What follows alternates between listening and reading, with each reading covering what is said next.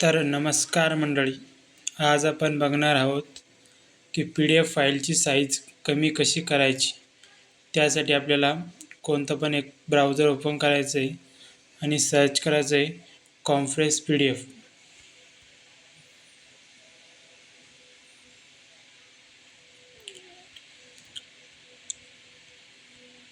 आणि online PDF to ही website open करायची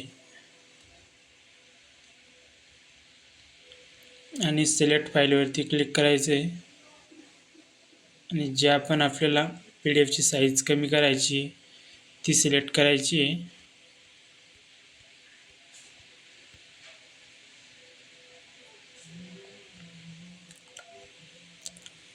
आणि पाहिजे तसं साईज आहे ते सिलेक्ट करायची आहे आणि कन्वर्टवरती क्लिक करायचं आहे.